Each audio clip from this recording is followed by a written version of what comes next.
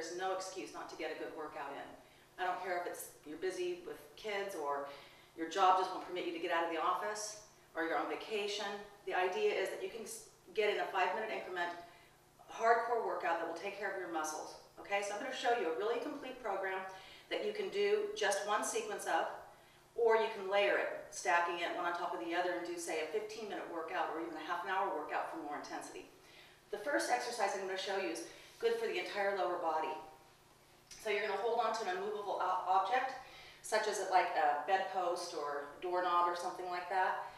You want to make sure it doesn't move. And you hold on to it and you lean back and sit down to a 90-degree knee position and push through the heels of your feet up and down in this little teeny range of motion. The reason we're doing that is because we're trying to load the muscle so that if you come back up out of your squat, you're going to find that the muscle will actually relax. We're trying to load the muscle so this can get done quickly. Usually about 20 repetitions, you're going to feel it, but the objective is to go beyond that and to try to challenge yourself to do more. So while I may be demonstrating 20 repetitions, it's up to you to do as many reps that you can do so that you can get completely fatigued in that muscle, and the muscle therefore becomes stronger. Exhale as you lift. Now if your knees aren't so good, you may want to keep that range a little higher, somewhere in here.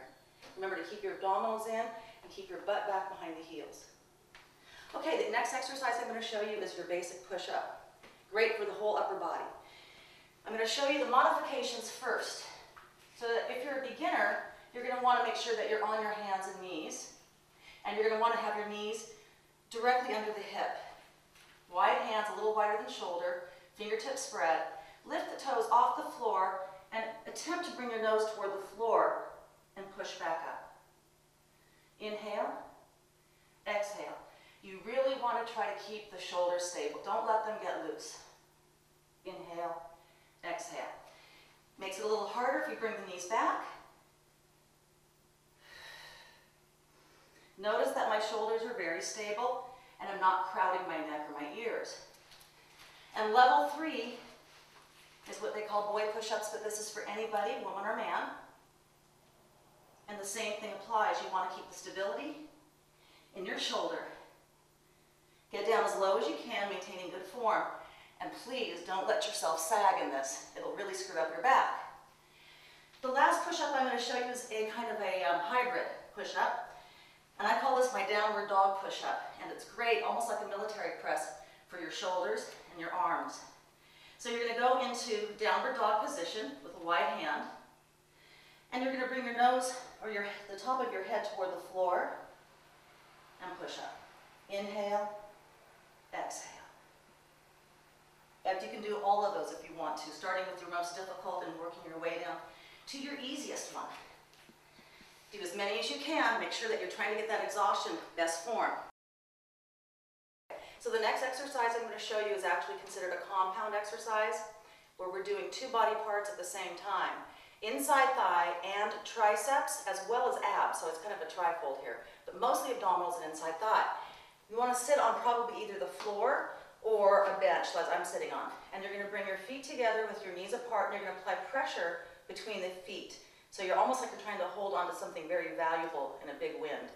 Extending, you squeeze the inside thighs together and you lean back using those abs.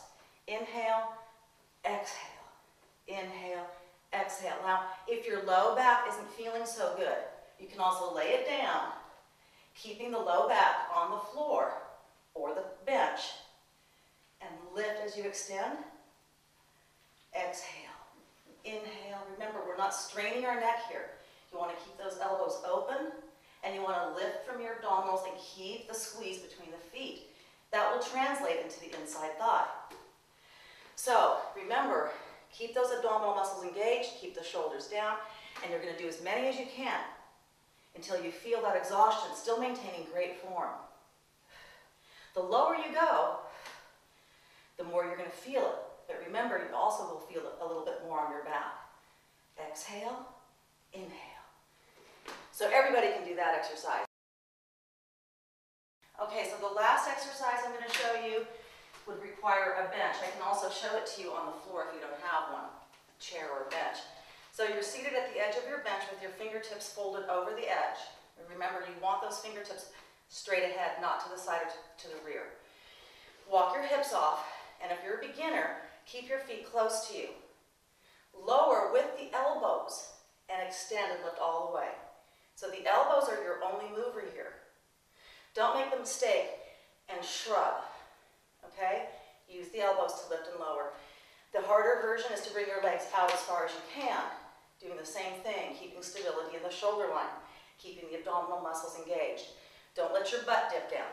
It'll put a lot of strain on the shoulders, as you can see. So if you want to add a little fun to that exercise and you're feeling rather frisky, add a little abduction with each lift. Makes it a lot harder, and you employ some more of those abdominal muscles and the oblique muscles that run along your waist. So that's it. Remember, take it to exhaustion. Trust me, you can do that with this exercise plan, and do it perfectly. Form is everything. You don't need special equipment. You just need to get your butt in gear and get going on it.